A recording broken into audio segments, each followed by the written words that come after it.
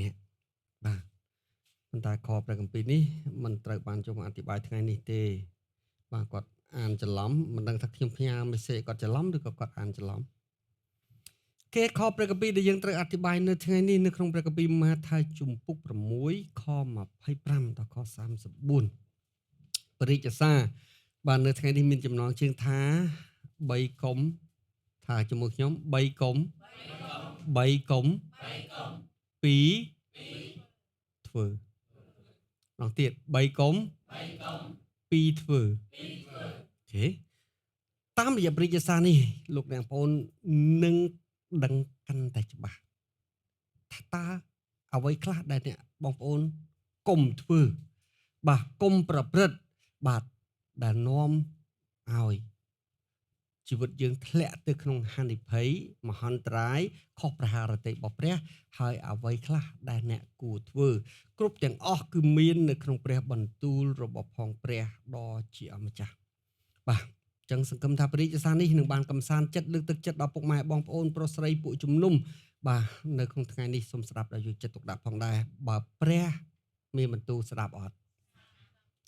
បើព្រះមានបន្ទូលយកទៅអនុវត្តអត់បាទយកទៅអនុវត្តអត់អូខេបាទអរគុណដល់ព្រះដ៏ជាអម្ចាស់បាទឥឡូវនេះចូលសូមស្ដាប់ព្រះបន្ទូលព្រះអង្គដោយយកចិត្តទុកដាក់យើងឃើញថាក្នុងពេលបច្ចុប្បន្នដោយសារសង្គ្រាមដោយសារពន្ធបដិការបាទដោយសារជំងឺបាទហើយនឹងកត្តាផ្សេងទៀតសេដ្ឋកិច្ចបានចាប់តាមធ្លាក់ចុះមាសចាប់ផ្ដើមឡើងថ្លៃហើយជាមួយគ្នាផងដែរការលក់ដូរឬរកស៊ីទទួលទានហាក់បីដូចជាចង្អៀតជាងមុនដែលនាំឲ្យអ្នកជំនួញធំតូចមានការព្រួយបារម្ភហើយជាមួយគ្នាផងដែរពួកបរិសុទ្ធក៏ព្រួយដូចគ្នាអាមែនព្រួយនឹងការរកស៊ីព្រួយនឹង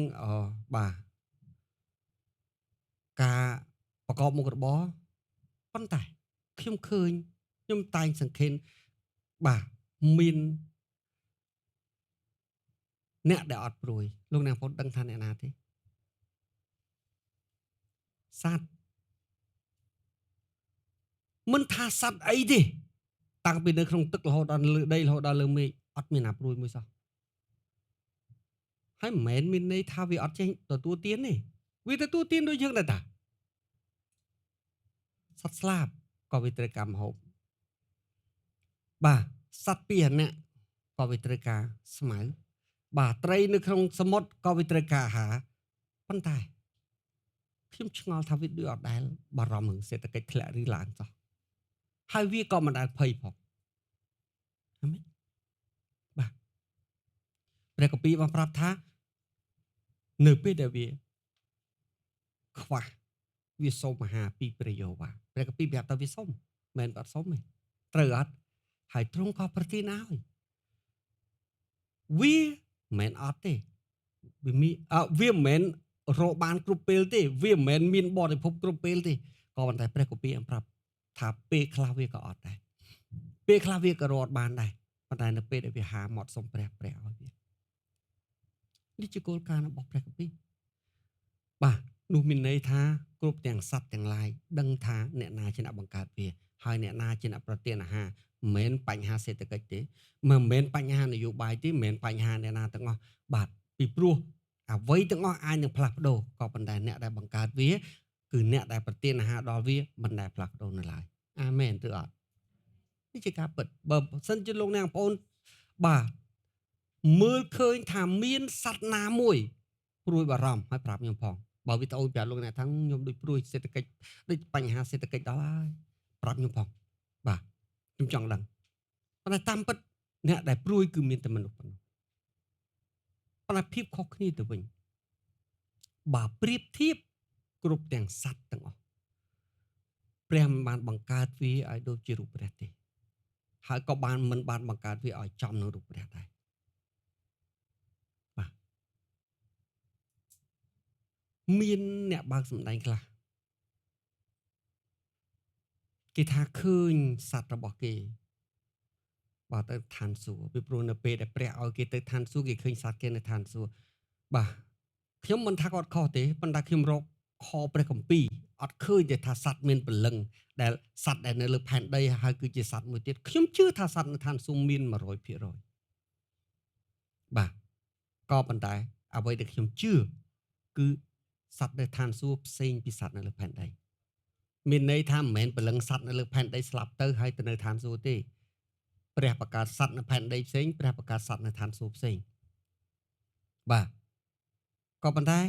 អ្នកបើកសម្ដែងខ្លះគាត់ថាគាត់ទៅជួបសត្វខ្ញុំជឿថានោះគឺគ្រាន់តែជាការដែលព្រះឲ្យគាត់ភ្នែកគាត់ឃើញដើម្បីលួងលោមគាត់ផ្ដល់ក្តីសង្ឃឹមដល់គាត់ប៉ុន្តែអត់មានព្រះគម្ពីរណាថាសត្វមានព្រលឹងដែលត្រូវការប្រែចិត្តឬត្រូវការសេចក្តីសង្គ្រោះទេបាទឬក៏វាអាចនឹងកើតឡើងដោយសារអីគេបាទវាអាចនឹងកើតឡើងក្នុងមួយយ៉ាងទៀតដែលខ្ញុំគិតដោយសារមនុស្សជាចវាយនៅពេលដែលមនុស្សស្រឡាញ់គោរពកោតខ្លាចព្រះជាអម្ចាស់បាទអ្វីដែលមនុស្សស្រឡាញ់ក្រែងព្រះអនុញ្ញាតឲ្យទៅក៏អត់ដឹងពីព្រោះដោយសារមនុស្សជាចវាយ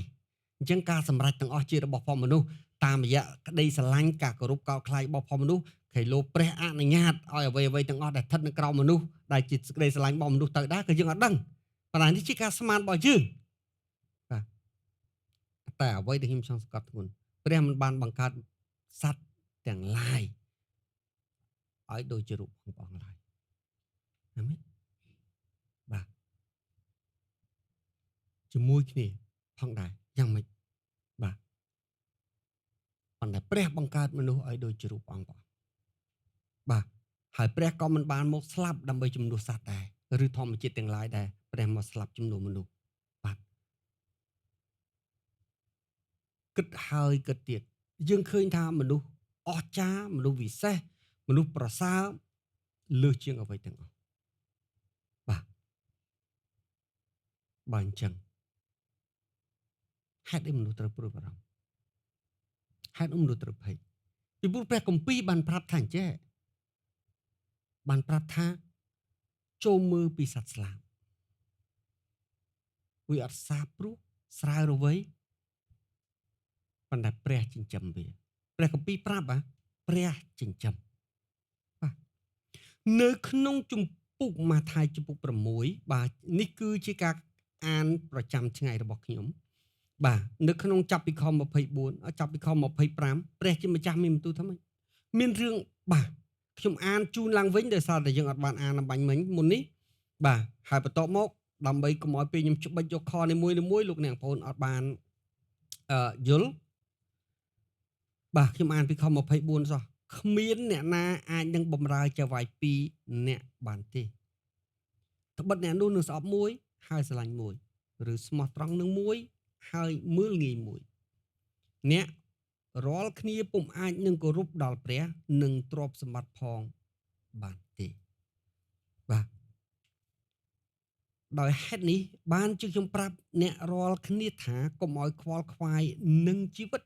ដែលនឹងបរិភោគអ្វីឬរូបកាយដែលនឹងស្លៀកពាក់អ្វីនោះឡើយឯជីវិត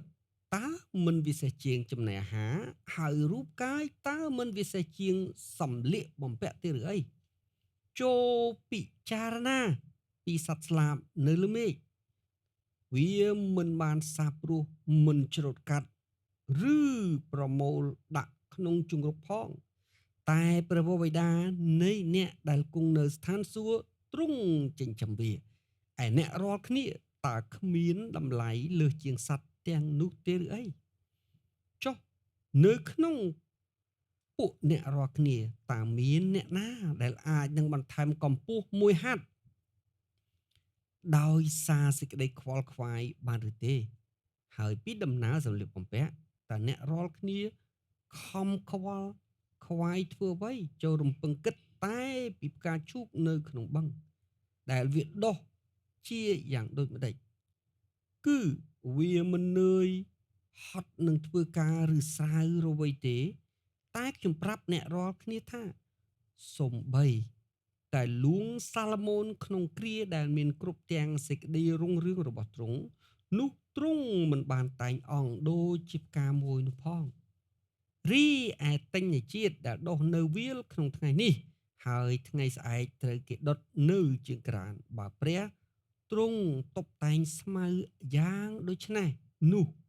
អោមនុស្សមានជំនឿតិចអើយតើទ្រង់មិនតុបតែងឲ្យអ្នករាល់គ្នាលើសជាងទៅទៀតទេឬអីដូច្នេះកុំឲ្យខ្វល់ខ្វាយថានឹងត្រូវបរិភោគអ្វីឬស្លៀកពាក់អ្វីនោះឡើយត្បិតគឺជាសះដតីទីតើដែលខំស្វែងរករបស់ទាំងនោះវិញឯព្រះវរបិតានៃអ្នកដែលគង់នៅស្ថានសួគ៌ទ្រង់ជ្រាបហើយថាអ្នករាល់គ្នាត្រូវការនឹងរបស់ទាំងនោះដែរ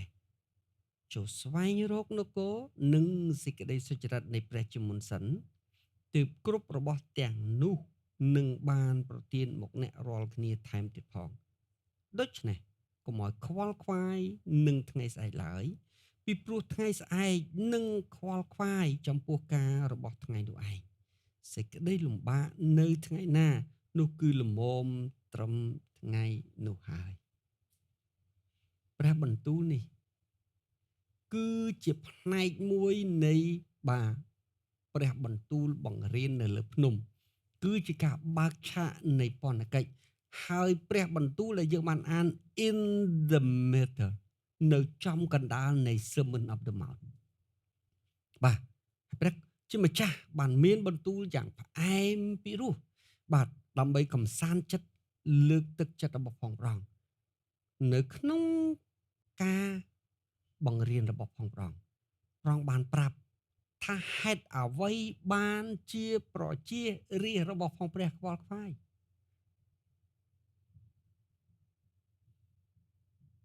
ហេតុអីឥឡូវខ្ញុំដូរសំណួរប្រហែលអ្នកធ្លាប់ស្ដាប់រឿង The Time of Jacob Trouble បាទពេលវេលាបាទច្របូកច្របល់របស់យ៉ាកុបបាទតើហេតុអ្វីបានជាយ៉ាកុបវេទនា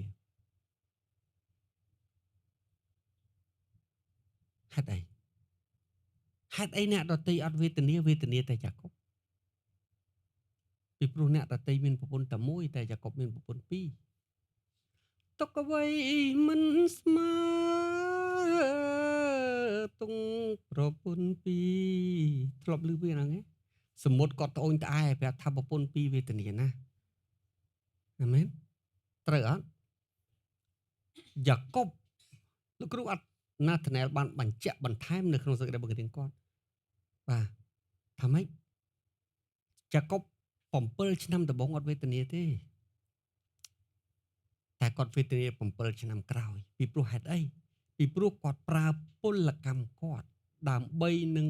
ដូរយកប្រពន្ធទី2របស់គាត់គឺ Rachel ហើយយ៉ាងម៉េចដែរ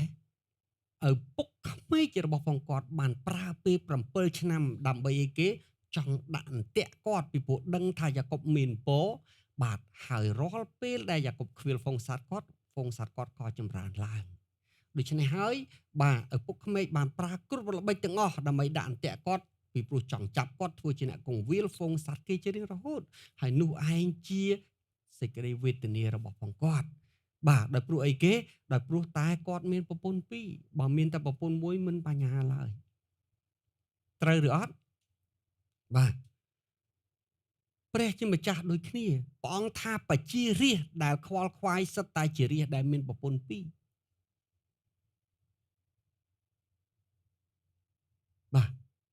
បងប្អូនទាំងឡាយដែលកំពុងតែខ្វល់ខ្វាយក្នុងនាមជាបជារាស្ត្រព្រះអង្គបងប្អូនសិតតែមានប្រពន្ធពីរ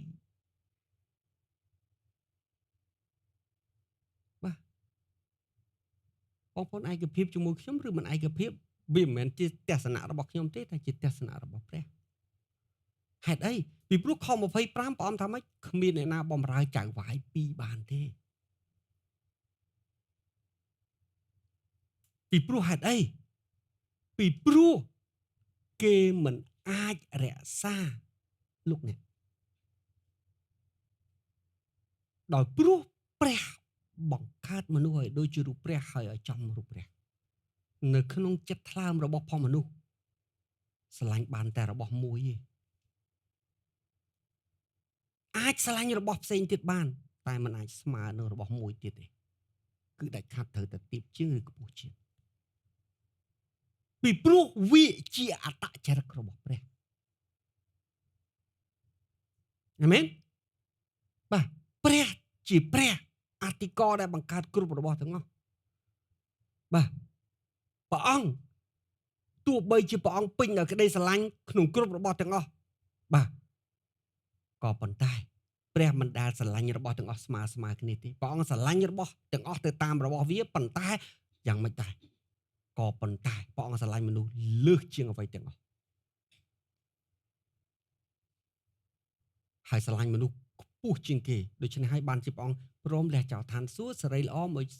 យករូបភាពជាមនុស្សដើម្បីស្លាប់ជំនួសមនុស្សតែព្រះមិនបានស្លាប់ជំនួសអ្នកណាទេព្រះស្រឡាញ់គ្រប់របស់ទាំងអស់ក៏មិនដែលសេចក្តីស្រឡាញ់ដ៏ធំបំផុតសេចក្តីស្រឡាញ់ដ៏ខ្ពស់បំផុតសេចក្តីស្រឡាញ់ដ៏វិសេសបំផុតសេចក្តីស្រឡាញ់បាទដែលលេខ1គឺមនុស្សអញ្ចឹងហើយបានជានៅក្នុងព្រះគម្ពីរព្រះអង្គទាមទារសេចក្តីស្រឡាញ់លេខ1ពីមនុស្សវិញ the first love អាមែនបាទនៅពេលដែលយើងកើតដែលដូចជារូបព្រះហើយចំនឹងរូបព្រះមនុស្សមានអត្តចរិតបែបហ្នឹងទោះបីស្គាល់ព្រះឬមិនស្គាល់ព្រះគេមិនអាចស្រឡាញ់រកគ្រប់របស់ដតេផ្សេងទៀតចាប់តាំងពីមួយឲ្យស្មើនឹងក្តីស្រឡាញ់នោះឡើយមានន័យថាគេមិនអាចស្រឡាញ់អានេះ100ហើយគេមិនអាចស្រឡាញ់នេះ100សំបីតែម្ដាយចំពោះកូនបង្កើត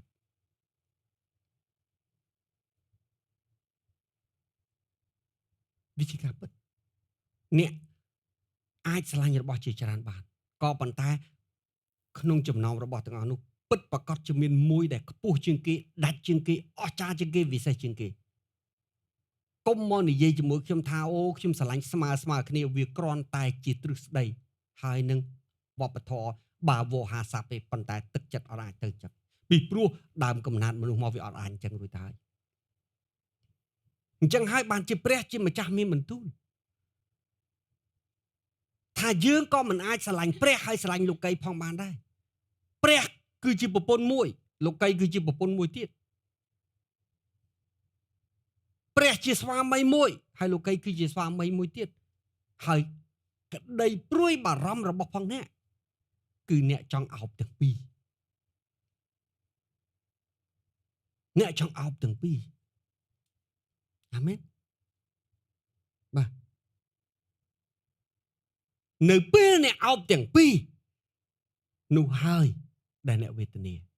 នោះហើយដែលអ្នកខ្វល់ខ្វាយនោះហើយដែលអ្នកបញ្ហាអញ្ចឹងបាននៅក្នុងខ24ព្រះអង្គថាម៉េចបាទអ្នកនឹងស្រឡាញ់មួយហើយនឹងស្អប់មួយពីព្រោះអ្នកមិនអាចស្រឡាញ់ទាំងពីរបានទេអ្នកស្មោះត្រង់អ្នកគោរពមួយបាទអ្នកស្មោះត្រង់នឹងមួយហើយអ្នកមើលងាយមួយបាទ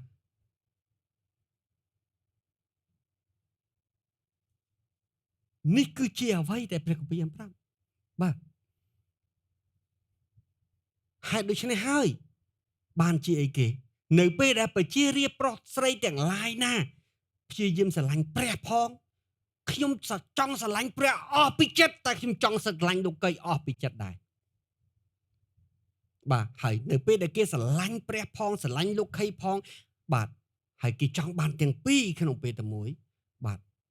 នោះហើយដែលគេធ្លាក់ទៅក្នុងការព្រួយបារម្ភពីព្រោះគេមិនអាចអោបប្រពន្ធពីរក្នុងពេលតែមួយទេ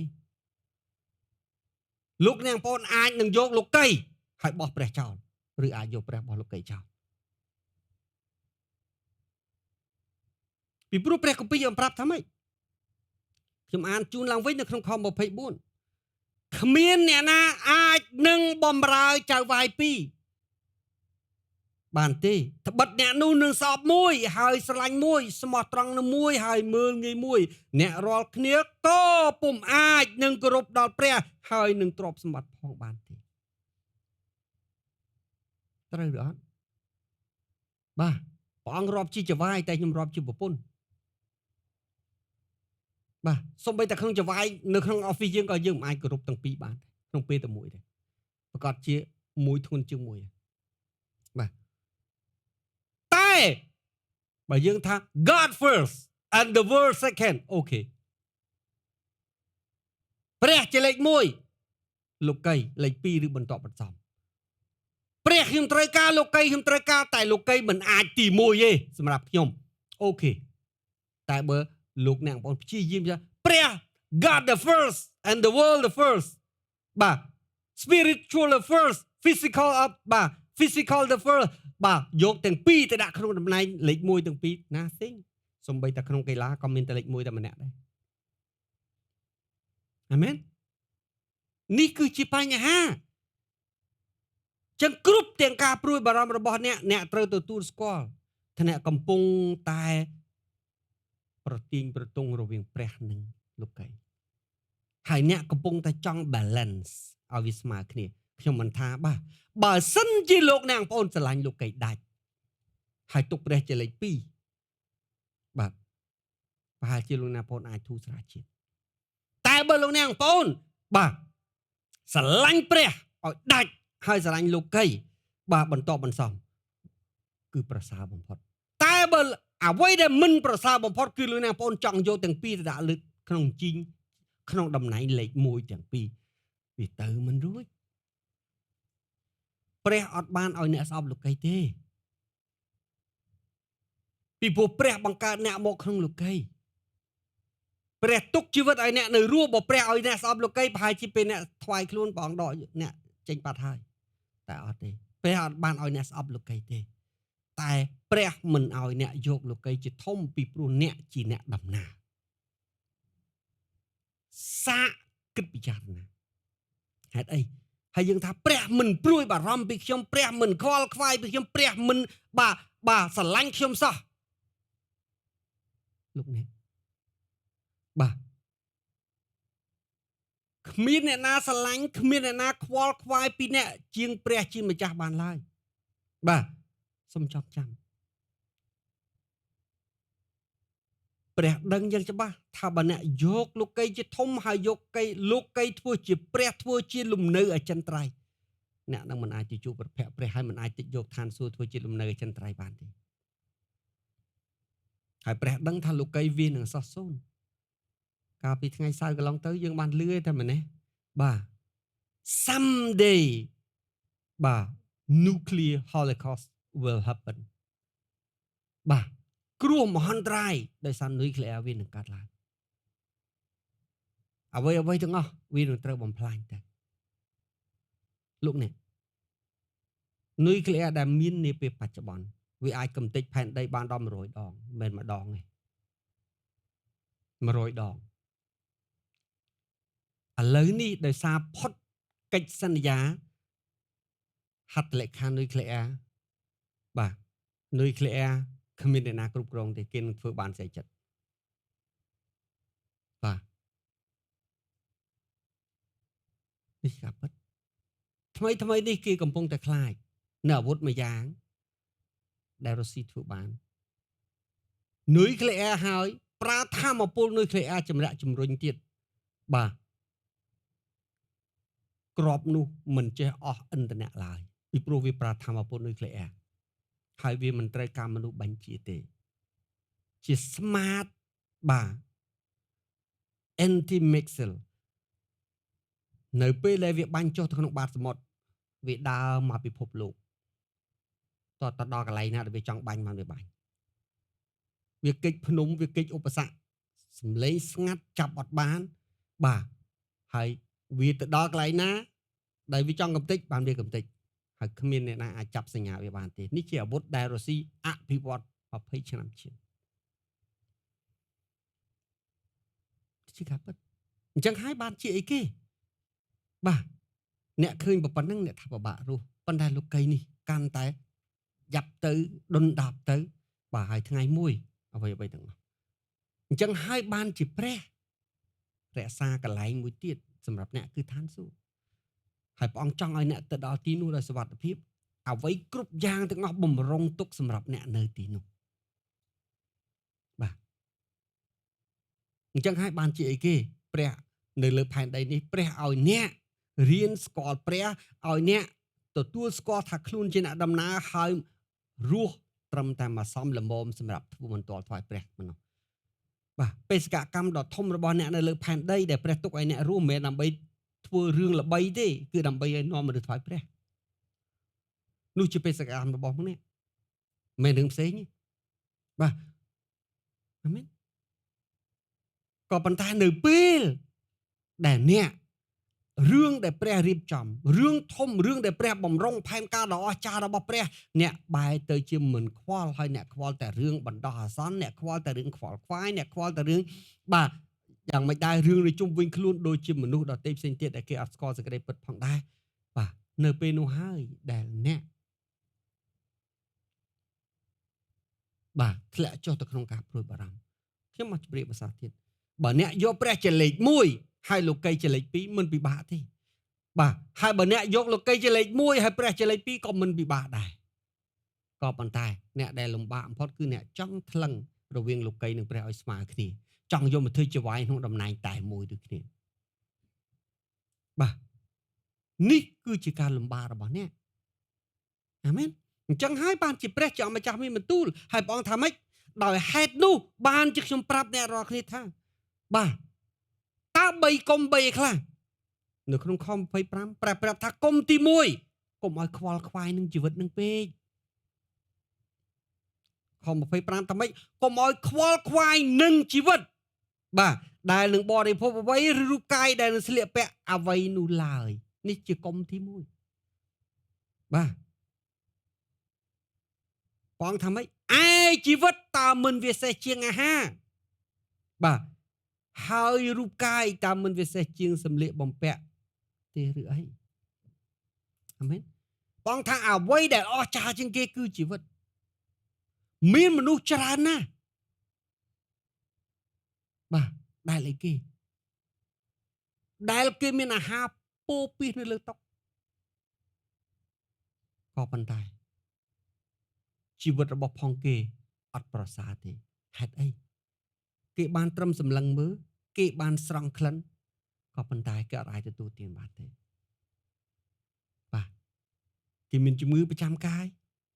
បាទគេមិនអាចទទួលទានរបស់នឹងបានទេបាទគេបានត្រឹមមើលលោកនេះបើសិនជាយើងមានជីវិតមួយដែលមានអ្វីគ្រប់យ៉ាងបាទហើយអ្វីដែលនៅក្នុងលោកយើងទិញបានទាំងអស់តែយើងត្រឹមបានត្រឹមមើលហើយនឹងអ្នកម្នាក់ដែលមានសុខភាពល្អប្រសើរគ្រប់យ៉ាងហើយញ៉ាំអីក៏បានមួយណាប្រសើរជាងលោកណាប៉ុនធ្លាប់ឮឧទាហរណ៍មួយដែលខ្ញុំធ្លាប់និយាយទេបាទមានក្មេង2នាក់បាទម្នាក់ក្រកដាច់តែ handsome healthy បាទរាងស្អាតហើយមានសុខភាពល្អតែសម្ភារៈអត់សូវមានទេវាឃើញក្មេងម្នាក់ទៀតនៅក្នុងសួនបាទស្លៀកពាក់ស្អាតបាទមានអ្នកបម្រើឆ្វេងស្ដាំបាទមានរបស់ពោពាសដែលមនុស្សត្រូវការអ្នកក្រនោះក្មេងអ្នកក្រនោះគាត់សម្លឹងមើលទៅក្មេងបាទដែលជាអ្នកមាននោះហើយគាត់នឹកក្នុងចិត្តខ្ញុំចង់បានដូចជាវាសនាកូននឹងដល់ហើយនេះគឺជាអ្វីដែលខ្ញុំចង់បានបើខ្ញុំបានវិញអ្វីខ្ញុំព្រមដែរព្រះជាម្ចាស់សួរគាត់មែនទេបើឯងមានវាសនាដូចនឹងអ្វីក៏ឯងព្រមមែនទេអញ្ចឹងតើអញបដូរបានទេឲ្យវាសនាគេមិនរើឯងហើយវាសនាឯងទៅលើគេគាត់ថាព្រមព្រះក៏បដូរវាសនាគាត់នៅពេលដែលព្រះបដូរវាសនាគាត់បាទយ៉ាងមិនដែរគាត់ត្រឡប់ទៅជាកូនអ្នកមានគាត់មានអ្នកបម្រើឆ្វេងស្ដាំគ្រប់យ៉ាងគាត់មានអ្វីគ្រប់បែបយ៉ាងក៏ប៉ុន្តែជើងគាត់ពិការគាត់នៅលើកៅអីបាទឯចំណែកក្មេងប្រុសម្នាក់ដែលមានអ្វីគ្រប់យ៉ាងឥឡូវព្រះអង្គបដូរវាសនាគាត់ទៅជាអ្នកក្រគាត់ស្លៀកពាក់កដាច់ប៉ុន្តែគាត់រាងស្អាតសុខភាពល្អក្មេងដែល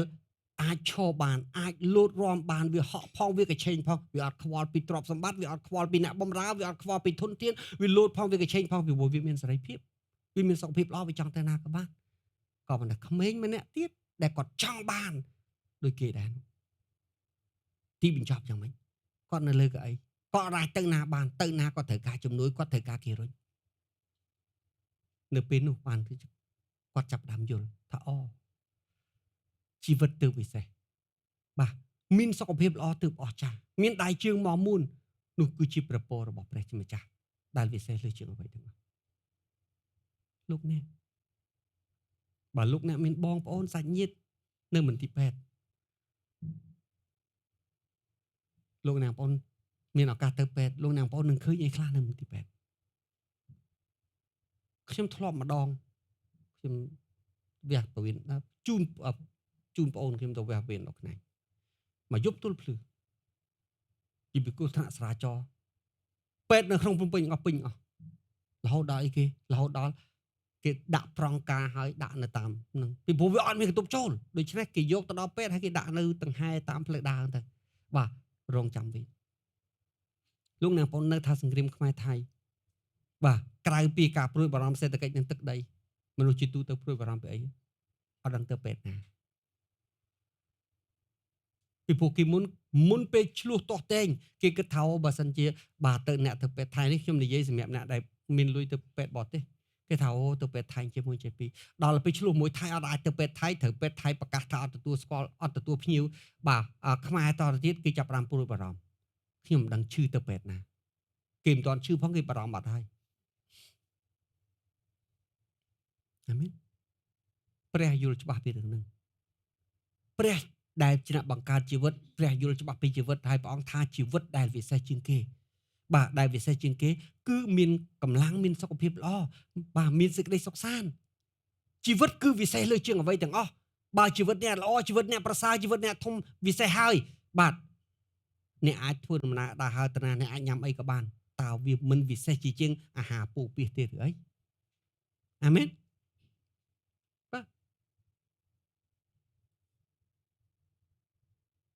យើងគួរអរគុណព្រះដែលយើងបាទតាំងពីក្បាលដល់ចុងជើងយើងវាមានកន្លែងណាឆក់ល្វែងទេឆក់បន្តិចដែរតែឆក់ជ្រុះតសក់ប៉ុណ្ណឹងឯងបាទហើយតមកទៀតបងថាម៉េចបាទយើងមើលតទៅទៀតព្រះកពីប្រាប់ថាម៉េចហើយតើរូបកាយមិនវិសេសជាងសម្លៀកបំពាក់ទេឬអីមានស្ត្រីម្នាក់ជនជាតិអាមេរិកសញ្ជាតិចិនបាទដែលគេឲ្យថាជារាជិនីដែលមានជាងគេបំផុតនៅក្នុងផែនដីនេះមានរហូតដល់ប្រាក់រាប់ពាន់លានដុល្លារក្មេងស្រីទេបាទក៏ប៉ុន្តែស្ត្រីនោះញ៉ាំតែ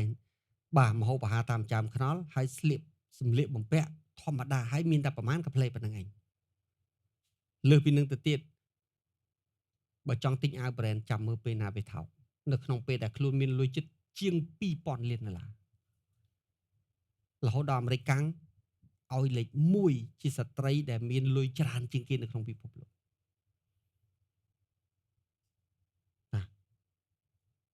លោកអ្នកបងចូលទៅហើយវាយ Google ទៅសួរ AI ទៅវាប្រាប់ហើយ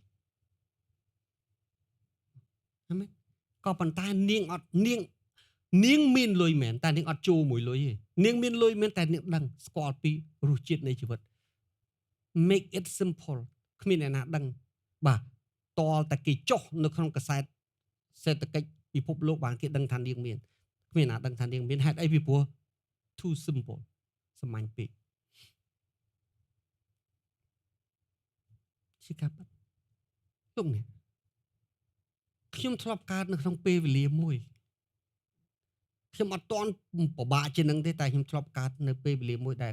មានកៅអៅតែមួយបន្លាស់មានតែមកកាផ្លេគត់24ម៉ោង7ថ្ងៃមួយសប្តាហ៍មានតែមកកាផ្លេទេមានបាទនៅពេលដែលចង់បោកគឺមានខោខ្លីមានតែខោខ្លីមួយទេបាទស្លៀកខោខ្លីទៅហើយបោកទៅស្ងួតយកមកពាក់ទៀតមកទៅរៀនក៏អាហ្នឹងបាទទៅដើរហើរទៅណាក៏ហ្នឹងខ្ញុំធ្លាប់រស់នៅក្នុងសន្តានហ្នឹងពីព្រោះពី79គ្មានណាមានជាងណាទេសម័យប៉ុលពតបាទអ្នកដែលមានកៅអៅពីប្រឡាស់ពណ៌ខ្មៅហ្នឹងគឺសិតអស់ចាស់ហើយប៉ុន្តែមែនតែនគឺស្រាតយកពីខ្មោចមកទេក៏ប៉ុន្តែយ៉ាងម៉េចសម្លៀកបំពាក់វាគ្រាន់តែជាសម្លៀកបំពាក់ទោះបីជាវារលើបរលោងវាពណ៌ឆាត់ឆាយខុសគ្នាយ៉ាងម៉េចតែវានៅតែជាសម្លៀកបំពាក់បាទ មានការអីកើតឡើងបើសិនជាយើងចង់បានគ្រប់ម៉ាកគ្រប់ម៉ូតយើងចង់បានបាទគ្រប់ប្រភេទបាទហើយយើងខ្វល់ខ្វាយយើងរកវិធីដើម្បីនឹងដេញតាមតើជីវិតយើងបេះទៅលើអាកៅអៅហ្នឹងមែនដែលមួយថ្ងៃវាមិនដឹងចេញប្រហែលលានម៉ូតផងអាមែនជាព្រះមានបន្ទូលហើយប្រភពនៃការខ្វល់ខ្វាយរបស់បំណួរទី2ទេទី1ស្អីដាក់ចុះក្នុងកាពះទី2រឿងនៅជុំវិញខ្លួនពីព្រោះសម្លៀកបំពាក់ symbolic ផ្ទះក៏នៅក្នុងហ្នឹងឡានក៏នៅក្នុងហ្នឹងសម្លៀកបំពាក់ក៏នៅក្នុងហ្នឹងអ្វីដែលនៅក្រៅខ្លួនបាទអញ្ចឹងហើយបានព្រះបាទហើយមនុស្សខ្វល់ខ្វាយទៅហ្នឹងអញ្ចឹងហើយបានជាព្រះជាម្ចាស់មានបន្ទូលសួរថាកុំឲ្យខ្វល់ខ្វាយនឹងសម្លៀកបំពាក់កុំឲ្យខ្វល់ខ្វាយនឹងអាហារហើយព្រះអង្គសួរថាជីវិតអត់វិសេសជាងអាពីរបស់ទាំងអស់ហ្នឹងទេឬអីដែលព្រះឲ្យមានសុខភាពល្អដែលព្រះឲ្យមានកាយសម្បទារឹងមាំដែលព្រះឲ្យមានរូបសម្បត្តិសមរម្យតើវាអត់វិសេសជាងមហូបដែលលើតុហ្នឹងទេបាទហើយវាអត់វិសេសជាងសម្លៀកបំពាក់បាទដែលទំនើបថ្លៃដែលអ្នកចង់បានទេបាទតើអ្នករីករាយនឹងអាហារនៅលើតុហើយនៅសម្លៀកបំពាក់ហ្នឹងឬរីករាយនឹងជីវិតបាទដែលព្រះជាអ្នកប្រទានឲ្យនេះគឺជាអ្វីដែលព្រះគម្ពីរប្រាប់បាទយើងឃើញនៅក្នុងខ31បាទព្រះជាម្ចាស់មានទៀតយ៉ាងមិនដែរកុំទី2គឺអីគេបាទ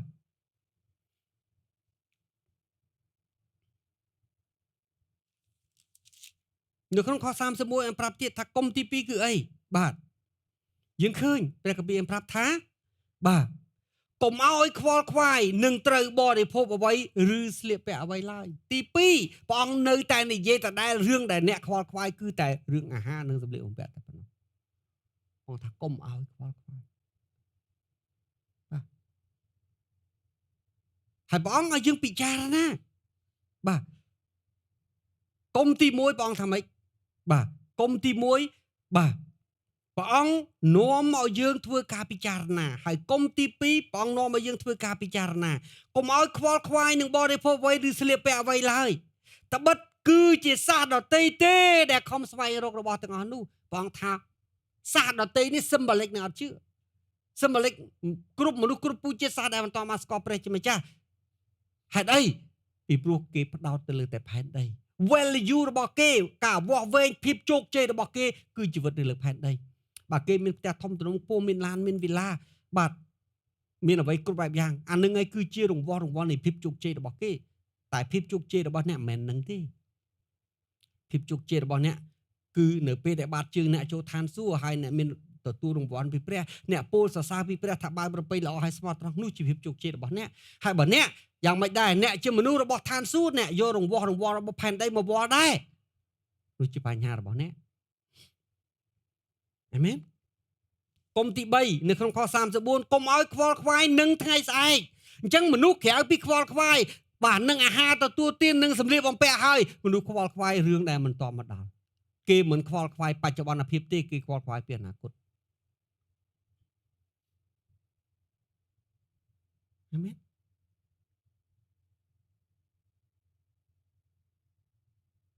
ថ្ងៃនឹងគេអត់ខំប្រឹងទទួលខុសត្រូវឲ្យល្អទេហើយដេកតែពីព្រួយ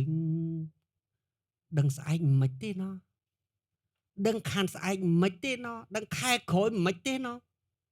រូបភាពនេះដោយប្រជាពលរដ្ឋខ្មែរជាទូទៅណាមួយថ្ងៃអង្គុយតែបោចសក់ក្បាលគិតថាតិចមានជុំទី3ទៅបាទតិចមានជុំទី4ទៅគិតរឿងបារម្ភរឿងថៃវាយខ្មែរមួយសាទៀតវាយមួយសាទៀតវាយវាវិញប៉ុន្តែអ្វីដែលយើងត្រូវធ្វើកុំខ្វល់បាទទី1រដ្ឋាភិបាលចេះចាត់ចែងចេះត្រៀមហើយខ្លួនយើងរស់នៅឲ្យតែល្អធ្វើជាពលរដ្ឋដែលត្រឹមត្រូវទៅ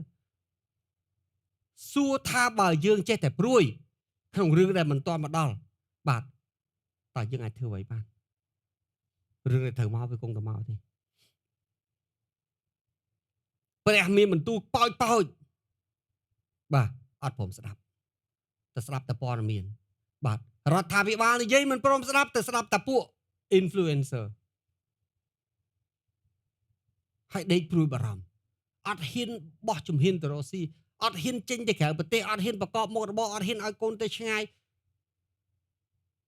បាទពីព្រោះតែបញ្ហានេះគឺជាបញ្ហារបស់មនុស្ស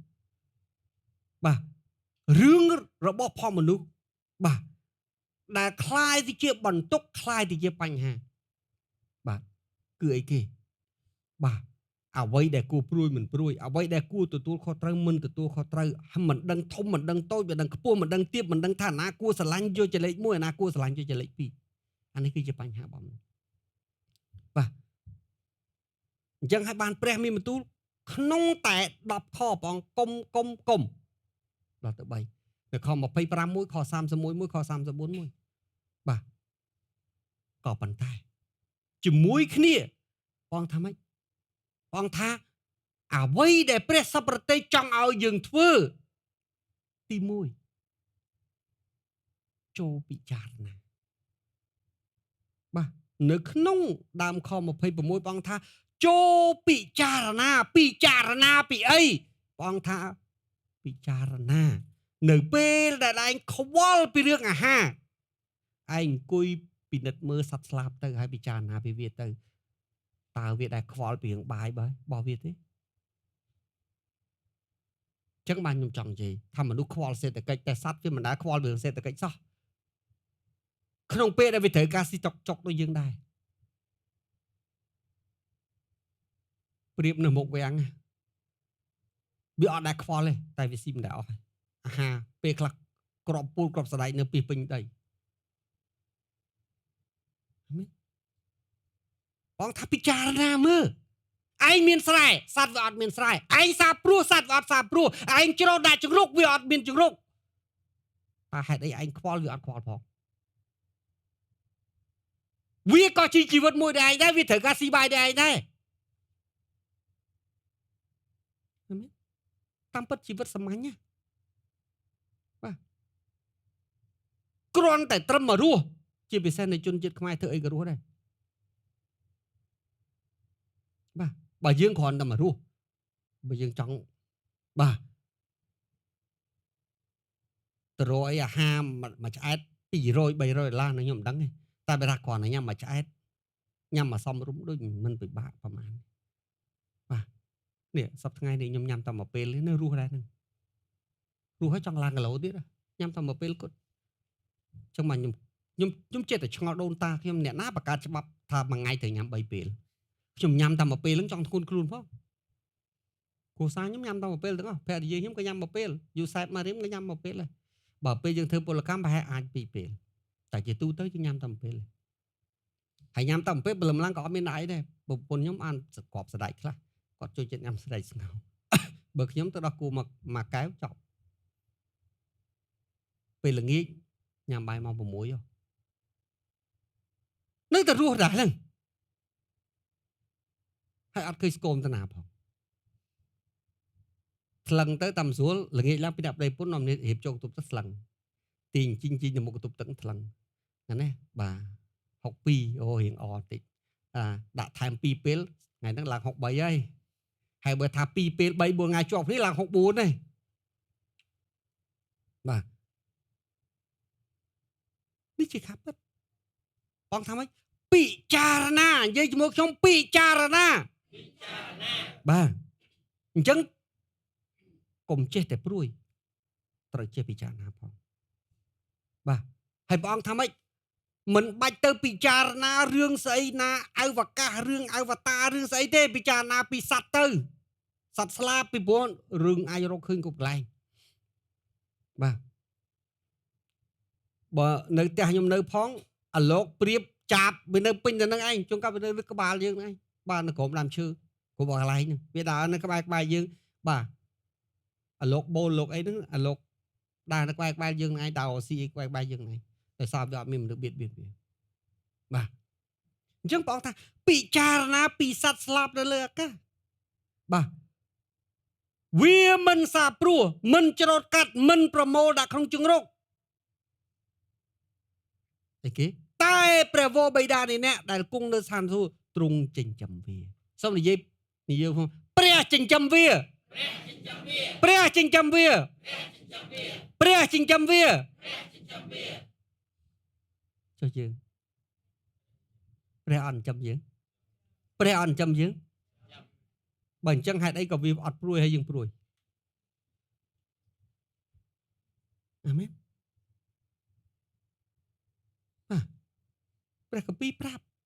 ថាព្រះចិញ្ចឹមវាបងសួរមួយម៉ាត់ទៀតឯងថ្លៃស្មើសត្វឬថ្លៃជាងសត្វ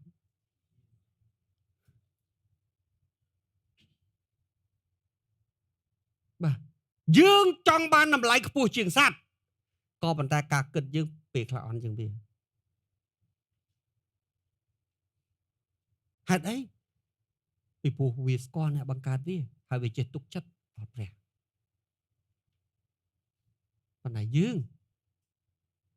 អត់ប្រហែលជាពេលខ្លះអត់ស្គាល់អ្នកបង្កើតយើងទេហើយក៏មិនទុកចិត្តទ្រង់ផងព្រះគម្ពីរប្រាប់ថាម៉េច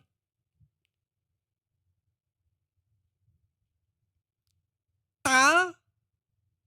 ឯអ្នករកគ្នាតើគ្មានតម្លៃលើសជាងសត្វទាំងនោះទេឬអីព្រះសួរថាតើឯងទទួលស្គាល់ទេថាឯងថ្លៃជាងសត្វទាំងអស់នោះឯងស្គាល់តម្លៃខ្លួនឯងទេនៅពេលឮសំណួរនេះយើងនឹងឆ្លើយនឹងមិនបាច់គិតស្គាល់បងក៏ប៉ុន្តែតើទង្វើវាមិនមែនត្រឹមតែពាក្យទេតើទង្វើអ្វីបញ្ជាក់ថាអ្នកស្គាល់តម្លៃបើអ្នកដឹងថាព្រះស្រឡាញ់អ្នកជាងស្រឡាញ់សត្វបាទអញ្ចឹងបើរបស់មួយដែលព្រះស្រឡាញ់តិចជាងមិនអត់ស្រឡាញ់តិចជាងហើយព្រះអង្គផ្គត់ផ្គង់ចុះយើងដែលព្រះអង្គស្រឡាញ់ច្រើនជាងតើព្រះមិនស្រឡាញ់ផ្គត់ផ្គង់ទេតើមិនព្រះមិនផ្គត់ផ្គង់ទេនេះហើយដែលព្រះឲ្យយើងចេះពិចារណាយើងពិចារណារឿងលេងលូតូតាពិចារណារឿងជីវិតចឹងយើងអត់ពិចារណាទេពិចារណារឿងអីគេរឿងស្អី Bitcoin ពិចារណារឿងអីក៏ពិចារណាចេញដែរឲ្យតែពិចារណានាំយើងទៅការព្រួយបារម្ភនាំយើងទៅតាក់យកពិចារណាឃើញទាំងអស់បកែត្បុលណាក៏ប៉ុន្តែរឿងពិចារណាត្រឹមត្រូវក៏មកព្រះឲ្យយើងពិចារណាហើយពិចារណារឿងត្រឹមត្រូវបើយើងបារម្ភពីជីវិតបងឲ្យយើងពិចារណាពីជីវិតហើយមិនចាំបាច់យកអ្នកប៉ិនយើងមកពិចារណាទេយកត្រឹមតែសត្វតូចតាចដែលអត់មានតម្លៃមកពិចារណាទៅក៏បានដែរបាទហើយព្រះអង្គម្ចាស់សួរទៀតអញ្ចឹងព្រះអង្គឲ្យយើងពិចារណាព្រះអង្គម្ចាស់សួរតទៅទៀតព្រះអង្គថាម៉េចខ28ហើយពីដំណើរសម្លៀកបំពាក់តើអ្នកខំខ្វល់ខ្វាយធ្វើអីព្រះអង្គថាម៉េចចូលរំពឹងគិតពិចារណាដដែលចូលរំពឹងគិតពីអីព្រះអង្គថាមើលផ្កាឈូកព្រះគម្ពីរខ្មែរប្រើពាក្យតែពីផ្កាឈូកបាទផ្កាឈូកយ៉ាងម៉េចអ្នកណាមិនស្គាល់ផ្កាឈូកបាទសម្បីតែមនុស្សប្រុសដែលអត់សូវស្រឡាញ់ផ្កាបើអ្នកដើរកាត់ផ្កាឈូកខ្ញុំមិនជឿថាអ្នកយំទេអ្នកដើរកាត់ក្បែរបឹងឈូកអ្នកនឹងឃើញសម្រស់ទេសភាពស្លឹករបស់ផងវាទោះបីអ្នកទុកព្រួយយ៉ាងម៉េចក៏ធូរស្បើយដែរបាទទោះបីអ្នកមិនស្រឡាញ់ហើយដល់ថ្នាក់ញឹមដាក់វាក៏អ្នកមិនប្រកាសជាយំដាក់វាដែរបាទពីព្រោះអ្នកឃើញសម្រស់របស់ផងវាបាទមើលតបកនីមួយរបស់វាមើលលំអងការចារបស់វាដែលនៅជុំវិញបាទបដូលរបស់វាបាទនីមួយ very precise very detail បាទគឺអ្នកដែលបង្កើតគឺច្បាស់លាស់ក៏ប៉ុន្តែបើលោកអ្នកបងមើលទៅដើមវាវិញបាទវាគ្រាន់តែជាបំពង់ស្ពូតមួយបាទដែលសុទ្ធតែបន្លាហើយបើអ្នកពិចារណាកាន់តែជ្រៅទៀតអ្នកនឹងឃើញថាវាដុះចេញពីភក់ជ្រាំដល់សែនស្អុយធ្លាប់ចូលដកកៅឈូកទេបាទផុកពេលខ្លះណាធំនេះបើកៅឈូកដែលធំហើយវែងគឺដាច់ខាតផុកត្រូវតែជ្រៅបាទមែនទេបាទបានវិធូកើតខ្ញុំធ្លាប់ដកបានសឡំក្រហមភ្នែកអស់ហើយព្រោះបឹងជូកវាមិនមែនតែអីគេបាទភិកច្រើនគឺទឹកល្អហើយពេលដែលងើបមកវិញជួនកាលដើមឈូកនឹងពាត់ពេញក្បាលហ្នឹងឯងដាច់ខ្ទេចអស់ហើយគ្រប់កន្លែងដោយសារតែបលាដើមឈូកបាទបងថាម៉េចអញ្ចឹងកំណើតវាចេញពីភក់ចេញពីល្បាប់ដែលខ្មៅវែកហើយនៅពេលដែលយើងបាយកមកដាក់ក្បែរមាត់យើងឃើញធំឡើងខ្មោះឡើងស្អុយបាទ ដុសចេញពីកូនដើមទូចមួយប្រប៉ុណ្ណជាកបាទពេញដោយបន្លាគ្មានរូបឆោមលំពណ៌ណាគួរល្អក៏ប៉ុន្តែជាលទ្ធផលរបស់ផងវាគឺផ្កាដ៏សែនស្រស់ដែលអាចកំសាន្តចិត្តលើកទឹកចិត្តសំបីព្រះក៏ត្រូវការវាដែរ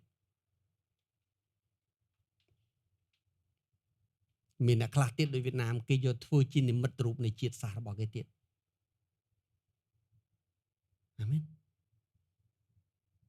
ហើយព្រះជាម្ចាស់មានបន្ទូលថាម៉េចព្រះអង្គថាអញបង្កើតវានៅថ្ងៃនេះថ្ងៃស្អែកអញដុតវាចោលអញធ្វើល្អប៉ុណ្ណឹងចុះឯងព្រះគឺជាម្ចាស់មានបន្ទូលថាម៉េចវាដោះយ៉ាងដូចម្ដេចវាមិននឿយហត់ធ្វើការឬស្រាវរវៃបាទយើងដឹងហើយស្រាវរវៃតកតងនឹងជំនាញនៃការត្បាញដើម្បីឲ្យបានហូលផាមួងដើម្បីឲ្យបានអំបោះដើម្បីឲ្យបានកណាត់ដ៏ល្អយើងត្រូវការធ្វើការនឿយហត់ច្រើនណាស់តម្រាំតែបានបាទវាយកមកធ្វើជាសម្លៀកបំពាក់ក៏ប៉ុន្តែស្នាដៃដែលចេញពីការនឿយហត់លំបាកនៃស្ត្រីទាំងឡាយបើសិនជាអ្នកយកស្នាដៃអ្នកឲ្យយកតបផ្កាជូកមកប្រៀបធៀបស្អាតយ៉ាងម៉េចក៏មិនដល់តបផ្កាជូកដែរដែលជាស្នាមពណ៌របស់ព្រះដែរបើមិនជឿអ្នកទៅវិញអ្នកសាកកាច់បាត់តបឲ្យយកមកដាក់ក្បែរកៅអៅអ្នកទៅតើឲ្យសួរខ្លួនឯងណាស្អាតជាងបំវាស្អាតជាងអាមែនហើយសួរមើលព្រះគម្ពីរព្រះថាម៉េចព្រះអង្គយកផ្កាឈូកដែលគ្មានតម្លៃនេះមិនមែនប្រៀបធៀបមួយអ្នកទេប្រៀបធៀបមួយមនុស្សលេខ1នៅក្នុងពិភពលោកគឺព្រះបាទសាឡូមោនរាជសាឡូមោនបើនិយាយពីប្រាជ្ញាលើសគេបើនិយាយពីទ្រព្យសម្បត្តិវិញប្រាក់គេប្រៀបធៀបថាប្រាក់នៅក្នុងរាជសាឡូមោនដូចជាដុំគ្រួសដែលធ្លាក់នៅក្នុងគ្មានណាលវល់ទេបាទសំបីតែម្ចាស់ស្ត្រីសុកស៊ីបាដែលជាស្ត្រីដ៏មហិមានៅក្នុងចក្រភពបាទអីគេចក្រភពអេត្យូពីដែលជាចក្រភពបាទនៅក្នុងប្រទេសអាហ្វ្រិកបាទទាំងប្រាជ្ញាទាំងសម្រស់ទាំងធនធានអ្វីគ្រប់បែបយ៉ាងបាទក៏អស្ចារ្យនៅពេលដែលពនាងមកដល់នគរបាទយូដាអត់ទាន់បានចូលវាំងទេគ្រាន់តែមើលឃើញសម្លៀកបំពាក់បាទមន្ត្រីរាជការតូចទាបរបស់ស្ដេចសាឡូមោនហើយគ្រាន់តែបានមើលឃើញពីសត្វដែលគេយកទៅថ្វាយនៅក្នុងព្រះវិហារព្រះយេហូវ៉ាចង់ដួលសន្លប់ទាំងឈរបាត់ហើយពីព្រោះហេតុអីពីព្រោះរបស់ដែលព្រះបាទសាឡូមោនយកទៅថ្វាយព្រះជាម្ចាស់នឹងសម្លៀកបំពាក់ដែលតែងកាយរបស់ផងមន្ត្រីតូចតាចរបស់ផងទ្រង់នោះវាវិសេសជាងបាទថ្នាក់លេខ1នៅស្រុកស៊ីបារួចទៅហើយអញ្ចឹងបាទពនាងថាពេលដែលគេនិយាយខ្ញុំអត់ជឿទេក៏ប៉ុន្តែមកឃើញផ្ទាល់ប្រាំងស្មារតីមានន័យថាចង់សន្លប់ទាំងឈរនេះចេញពីព្រះមហាក្សត្រផ្ទាល់បាទហើយព្រះគម្ពីរប្រាប់ថាមនុស្សដែលមានប្រាជ្ញាបំផុតនគរដែលអស្ចារ្យបំផុតហើយដែលមានទ្រព្យសម្បត្តិហូរហៀអត់មានអ្នកណាពីរក្រៅពីសាឡូមោនហើយព្រះបានយកបុរសដែលអស្ចារ្យនេះបាទយកទៅប្រៀបធៀបត្រឹមតែផ្កាឈូកទេអត់មានយកទៅប្រៀបធៀបនឹងអានស្តាញទេហើយព្រះអង្គថាម៉េចផ្កាឈូកនៅតែអស្ចារ្យជាងផ្កាឈូកនៅតែអស្ចារ្យជាងហើយព្រះជាម្ចាស់មានបន្ទូលថាម៉េចខ្ញុំប្រាប់អ្នកថាសូមបីលួងសាឡូមោនក្នុងគ្រាដែលមានគ្រប់ទាំងសេរីរុងរឿងនោះមិនបានតែងអង្គដូចជាផ្កាមួយនោះផងខ30អង្គនិយាយថាម៉េចឯតេញជាតិដែលដុះនៅវាលថ្ងៃនេះមានន័យថា contemporary life short life ហើយថ្ងៃស្អែកត្រូវដុតនៅជើងក្រានបងតបតែងអញ្ចឹងចុះជីវិតនេះព្រះឲ្យរៀបឲ្យពិចារណាហើយថ្ងៃស្អែកត្រូវដុតនៅជើងក្រានបើព្រះតបតែងស្មៅបងរាប់វាជាស្មៅបងរាប់វាជាតេញជាតិមិនមែនជាដើមឈើទេអាមែនបាទបើព្រះតបតែងស្មៅយ៉ាងដូចនេះអោមនុស្សមានជំនឿតិចអើយតើទ្រង់មិនតបតែងអ្នករាល់គ្នាលើសជាងទៅទៀតឬអីបងឲ្យយើងយកខ្លួនយើងទៅប្រៀបធៀបនឹងផ្កា ហើយសួរខ្លួនឯងថាឯងទូចឯងទៀបឯងអញដើរជន់មិនក៏ស្អាតម្លេះឯងដុសនៅថ្ងៃនេះថ្ងៃស្អែកឯងងប់បាត់តែឯងឆាត់ឆាយយ៉ាងហ្នឹងអោអញហើយអញកើតដូចជារូបព្រះអញកើតឲ្យចំនឹងរូបព្រះជាម្ចាស់ព្រះស្រឡាញ់អញរហូតដល់ស្លាប់ជានោះអញរៀបឋានសួគ៌សង់ឋានសួគ៌រាប់ពាន់ឆ្នាំសម្រាប់ឲ្យអញស្នាក់នៅឋានសួគ៌មិនមែនសង់មួយថ្ងៃទេឋានសួគ៌សង់តាំងពីមុនផ្ទៃមេឃផែនដីមកម្លេះបាទរហូតដល់ឥឡូវមិនទាន់ហើយផងនោះហើយជាផ្ទះរបស់ផងលោកអ្នកបងប្អូននៅហើយព្រះធ្វើផ្ទះអស្ចារ្យបែបហ្នឹងនៅក្នុងវិវរណៈបើអ្នកបងប្អូនចង់ដឹងថាផ្ទះលោកអ្នកបងប្អូនមានសន្តានយ៉ាងម៉េចមើលទៅក្នុងព្រះគម្ពីរទៅព្រះអង្គថាខ្នល់ទាំងអស់យកមាសទៅចាក់ទេបាទត្បូងគឺយកអីគេទៅធ្វើជាគ្រឹះរបស់ផងទីក្រុងទេបាទពាក់ដែលស្ត្រីឲ្យតម្លៃបំផុតបាទនៅឋានសួគ៌ធំណាអាចយកទៅខ្ទប់មាត់ទ្វារបានហ៎បាទយកគ្រាន់តែយកទៅធ្វើទ្វារផ្ទះទេបាទ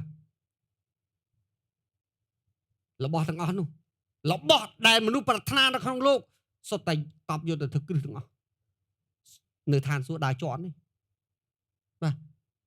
នោះហើយជាលំនៅរបស់អ្នកត្រូវនៅតើអ្នកស្រឡាញ់ព្រះស្រឡាញ់អ្នកយ៉ាងម៉េចបាទអញ្ចឹងនេះបើអ្នកចេះពិចារណាត្រេះរិះក្នុងរឿងដ៏ត្រឹមត្រូវអ្នកនឹងស្រឡាញ់ព្រះកັບមុខបាទប៉ុន្តែកន្លងទៅយើងមិនចេះពិចារណាទេតែពិចារណារឿងខុសពិចារណាតែរឿងដែលព្រះមិនអោយពិចារណាបាទបើថាចាក់កតុយលេខវិញបាទ95មានអាបកចុះបកឡើងផងអីស្អីសពបែបសពយ៉ាងអូរកឃើញគ្រប់វិធីទាំងអស់បាទបើថាអ្នកជុលមន់វិញគឺថាសពបែបយ៉ាងមានអាចងកាក់ផងអាតខ្នាយផងអាស្អីផងសពបែបសពយ៉ាងបាទចេះគ្រប់វិធីតែដល់តែរឿងត្រឹមត្រូវមិនចេះគិតមិនចេះពិចារណាបាទបើយើងយកខួរក្បាលយើងមកពិចារណាហើយពិចារណារឿងត្រឹមត្រូវរឿង logic រឿងដែលគួរពិចារណាជីវិតយើងប្រកាសជាមិននៅដដែលនេះគឺជាការពិតព្រះប្រាប់ទីម៉េចនៅក្នុងខ21ចូលពិចារណាចូលរំពឹងគិតពីអី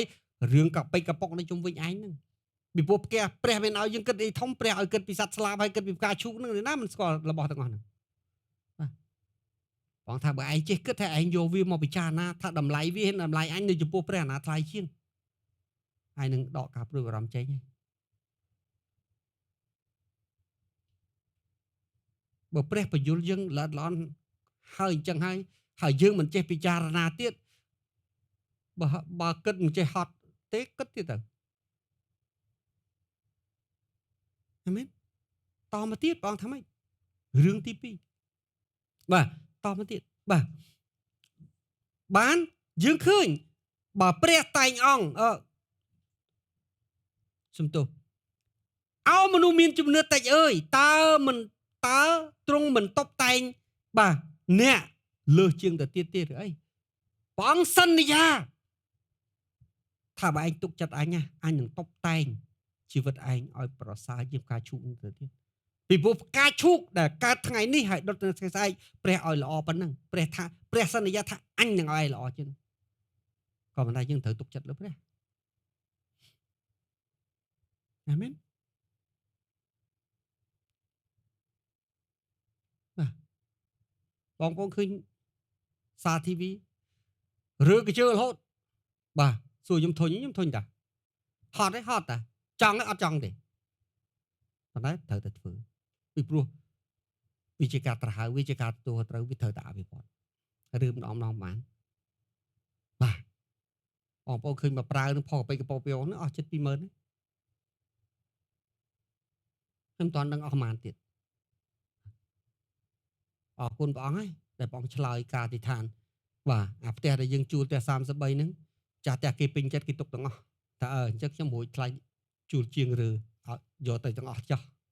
បាទយើងធ្វើផ្ទះមួយហើយមកល្វែងតាំងពីដើមដល់ក្រោមហើយដកតាមសិនចាក់ជីប្រគល់ឲ្យម្ចាស់ផ្ទះគេទាំងអស់នេះគ្រាន់បាយបើគេឲ្យយើងរើវិញយើងត្រូវរើហើយនឹងយកអីវ៉ាន់ហ្នឹងបោះចោលទាំងអស់ហើយបន្តមកជួសជុលផ្ទះឲ្យគេម្ដងទៀតគ្រាន់ថ្លៃរើហើយនឹងជួសជុលឲ្យគេវិញអត់តែជាង$4000ទេតែគេមកឲ្យយើងរើយើងរួចខ្លួនយើងចំណេញបាន$4000យើងសេបាន$4000 នឹងការពិត បាទប៉ុន្តែយ៉ាងម៉េចក្នុងនាមជាអ្នកបម្រើព្រះបាទយើងត្រូវបង្ក្រាបការភ័យខ្លាចយើងត្រូវបង្ក្រាបការព្រួយបារម្ភហើយបោះជំហានទៅមុខដោយជំនឿបាទខ្ញុំប្រាប់ហើយថាជំនឿគឺជា credit card ជាប័ណ្ណឥណទានបាទរាល់ថ្ងៃរកវិធីគ្រប់យ៉ាងដើម្បីពង្រីកជំនឿរបស់អ្នកទៅបញ្ហារបស់អ្នកថយចុះតែបើអ្នកពង្រីកតែបញ្ហាហើយជំនឿកាន់តែតូចទៅអ្នកនឹងខ្លាចជាប៉ូលីយ៉ូការព្រួយបារម្ភរបស់អ្នកគឺអីគេពីព្រោះអ្នកចង់យកព្រះជាលេខ1ហើយចង់យកលេខលោកីជាលេខ1ការព្រួយបារម្ភរបស់ផងអ្នកគឺបាទអ្នកជាគ្រីស្ទបរិស័ទតែអ្នកអត់មានជំនឿរីកចម្រើនដោយសារតែជំនឿតូចជំនឿនេះមិនអាចធ្វើការបានអាមែនពីព្រោះលោកអ្នកបងពពកនីមួយវាមានកម្រិតនៃជំនឿដែលទៅបើកយកវាបើអ្នកជំនឿអ្នកមិនដល់ពពកនឹងទេអ្នកមិនអាចទៅយកពពកនឹងបានទេបាទដូចរបស់អញ្ចឹងមិនថាឡានមិនថាកុំព្យូទ័រទេវាមានតម្លៃរបស់វាហើយតើអ្នកមានលុយគ្រប់ទើបអ្នកទៅទិញវាបានបាទបើសិនជាឡានគេកំណត់ 60000 អ្នកយកលុយ 6000 ទៅទិញមិនបានជំនឿក៏ដូចគ្នាប្រពោមានគ្រប់យ៉ាងក៏ប៉ុន្តែអ្នកចង់ទៅបើកយកវាតើអ្នកមានជំនឿគ្រប់នឹងចំនួនពោហ្នឹងឧបមាពោហ្នឹងព្រះអង្គកំណត់ 1000 តើអ្នកមានជំនឿនឹងគ្រប់ពិន្ទុ 1000 បានអាចទៅបើកវាបានបើថាមិនអញ្ចឹងអ្នកអត់រហូតហ្នឹងឯងអញ្ចឹងអ្នកត្រូវពង្រីកត្រូវអភិវឌ្ឍបាទ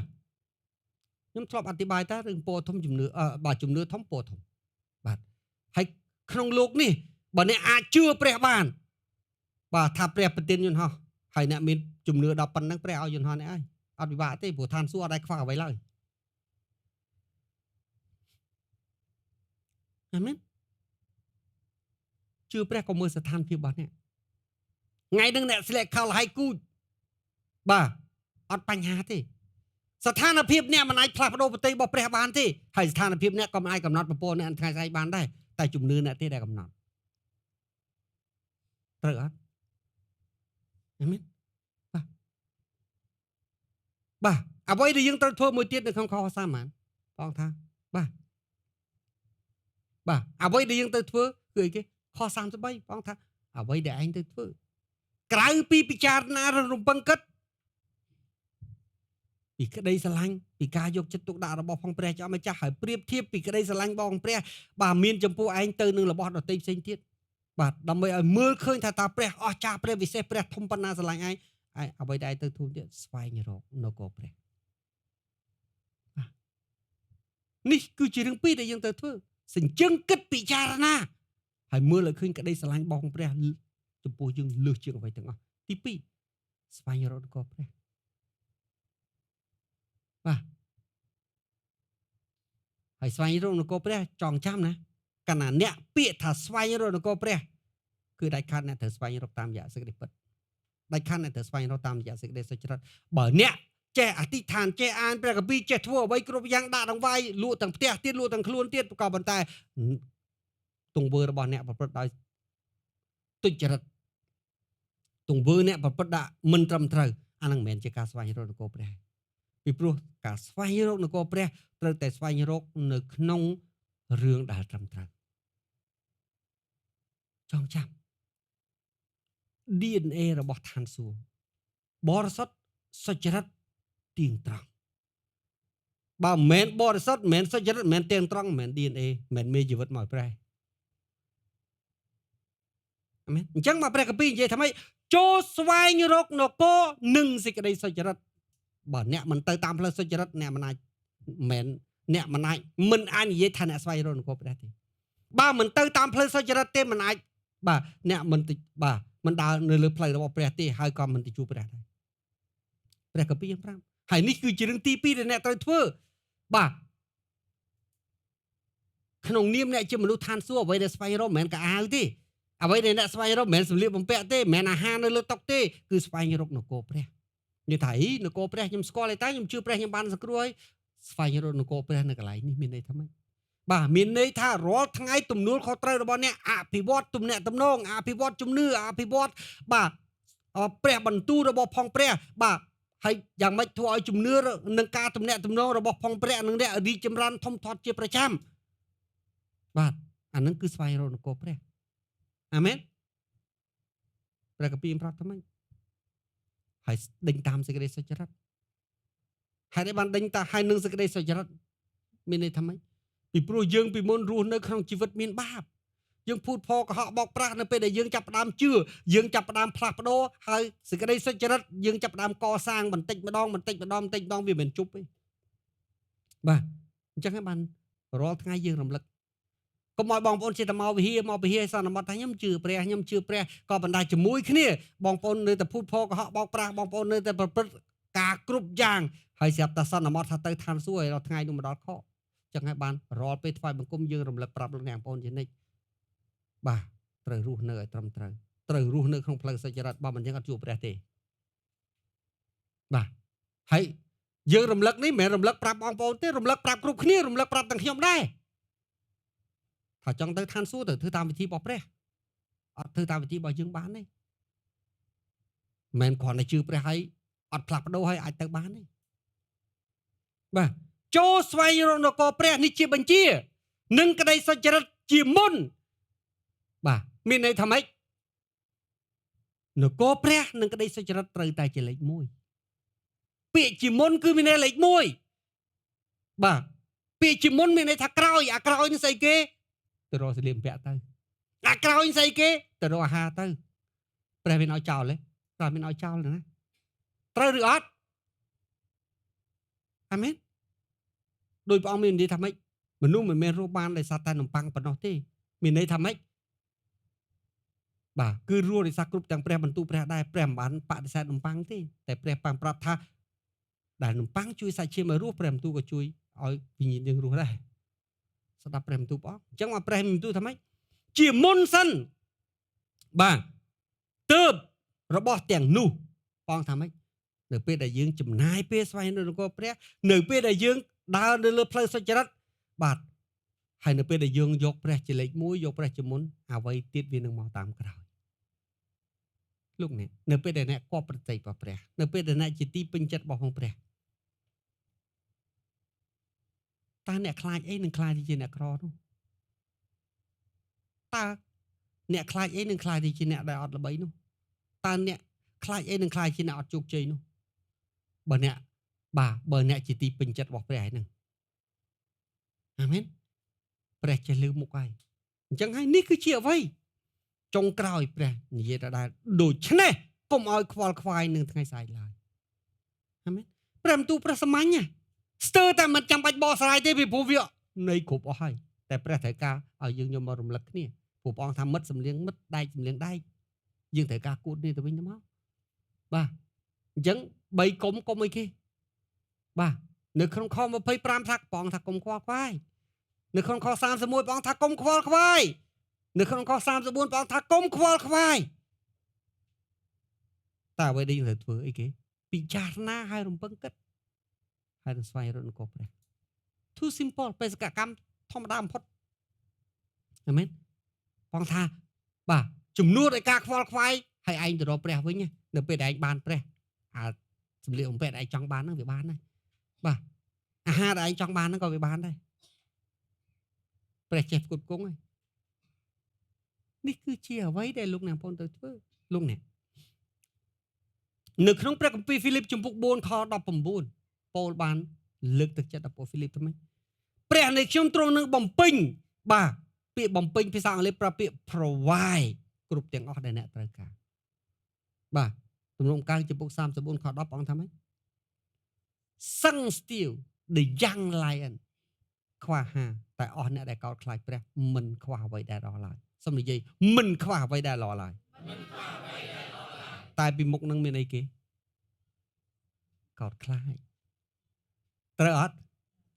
បាទមិនអ្នកជឿព្រះទេណាកុំកែពាក្យថាតែអ្នកជឿព្រះមិនខ្វះអ្វីដែលល្អឡើយ no ព្រះគម្ពីរអត់និយាយចឹងអ្នកកោតខ្លាចអាមែនអ្នកកោតខ្លាចមានន័យថាអ្នករស់នៅតាមបហាតីព្រះអាមែនអ្នករស់នៅខ្លាចបាបអ្នករស់នៅប្រព្រឹត្តនៅក្នុងសេចក្តីសុចរិតអានឹងទើបហៅអ្នកកោតខ្លាចអាមែនព្រះសន្យាបើឯងកោតខ្លាចឯងនឹងមិនខ្វះអ្វីដែលល្អទេអាមែនហើយយកទៅអានទៅទំនុកអង្គជំពូក34ខ10បងថាសឹងស្ទៀវគឺសឹងពេញកម្លាំងនៅពេលខ្លះវាដេញចាប់សត្វអត់បាន តែព្រះអង្គថាម៉េចបាទ Christian ដែលស្ទាវវិញអត់ខ្វះអីដែលល្អទេ Christian ដែលស្ទាវគឺ Christian ដែលមានទំនាក់ទំនងព្រះពេញកម្លាំងបាទមិនមែនអ្នកលីកបត្តកັບគេណាអាមែនហើយតោះមកទៀតទំនុកអង្គចំពុក23ខ1ថាម៉េចនៅពេលដែលយើងកោតខ្លាចព្រះមានន័យថាព្រះជាអ្នកខ្វៀលយើងឯងដូច្នេះយើងអត់ខ្វះអ្វីដែលល្អទេត្រូវអត់បាទមានអ្នកណាថាអូខ្ញុំកោតខ្លាចព្រះណាតែព្រះមិនដែលខ្វៀលខ្ញុំនិយាយចឹងផបាត់អាមែនបាទនៅពេលដែលអ្នកកោតខ្លាចព្រះជាម្ចាស់គឺជាស្វ័យប្រវត្តិព្រះខ្លាយជាអ្នកគង្វាលរបស់អ្នកឯងបើព្រះខ្លាយជាអ្នកគង្វាលអ្នកព្រះខ្លាយជាអ្នក provider របស់អ្នកឯងអាមែនត្រូវឬអត់បាទហើយយើងឃើញហេព្រើរចំពុក13 5ព្រះអង្គថាម៉េចកុំខ្វល់អញនៅមួយឯងតាឲ្យស្កប់ចិត្តអញនៅមួយឯងតាក៏ព្រះនៅមួយយើងគ្រប់អីគ្រប់យ៉ាងព្រះអង្គដឹងបាទខ្ញុំឲ្យតែចូលដល់កន្លះខែឬមួយអាទិត្យព្រះអង្គលុយចំណាយនិយាយតែប៉ុណ្្នឹងទេនៅមួយអាទិត្យក្រោយព្រះអង្គលុយចំណាយតន់មានទេណាខ្ញុំនិយាយតែប៉ុណ្្នឹងព្រះអង្គ3ថ្ងៃទៀតដល់ហើយប្រាប់ព្រះអង្គមិនបាត់ទៅបានប្រាប់ព្រះអង្គហ្នឹងក៏លើកទៅចិត្តខ្លួនឯងផងមិនចាំបាច់ទៅយំបាទអ្នកខ្លះនិយាយថាអូតើតែខ្ញុំបាទយំលំប៉ាតធៈដីបានព្រះឲ្យបើអ្នកយំលំប៉ាតធៈដីដោយព្រោះប្រែចិត្តដោយព្រោះឈឺចិត្តខ្មាស់បាបយំទៅធាក់ឲ្យខោងដល់5ម៉ែត្រក៏បានដែរតែបើអ្នកទៅសុំព្រះហើយអ្នកយំតតធៈដីអ្នកយំតស្លាប់ខ្លួនក៏ព្រះមិនឲ្យដែរហេតុអីពីព្រោះព្រះមានគោលការណ៍របស់ព្រះបាទជំនួសដោយការយំអ្នកកែប្រែជំនួសដោយការយំអ្នកផ្លាស់ប្ដូរជំនួសដោយការយំអ្នករស់ក្នុងរិទ្ធសុចរិតអានឹងទើបជាពពកអាមែនមិនតែបកាយយំឲ្យធ្វើឲ្យប៉ងផ្លាស់ប្ដូរទេម៉ែនេះអាចជួតែព្រះអត់ជួចឹងទេអាមែនម៉ែព្រះអាចមេត្តាតែព្រះអត់មានមេត្តាចឹងទេព្រះមេត្តាប៉ុន្តែមេត្តាក្នុងផ្លូវសុចរិតរបស់ព្រះបាទកុំឲ្យថាព្រះអង្គតខ្ញុំយំរៀបរាប់ហូរសបោកខ្លាក់បាទដូចកាវបានព្រះឲ្យខ្ញុំព្រះមិនចឹងខ្ញុំស្គាល់ចិត្តព្រះច្បាស់បាទហើយព្រះក៏អត់ត្រូវការនិយាយសំតប៉ែច្រើននិយាយតែម៉ាន់បានហើយព្រះអង្គខ្ញុំត្រូវការបាទបើថាត្រូវការលុយកូនរៀនព្រះអង្គតពេលធ្វើបងសាលាកូនហើយបាទ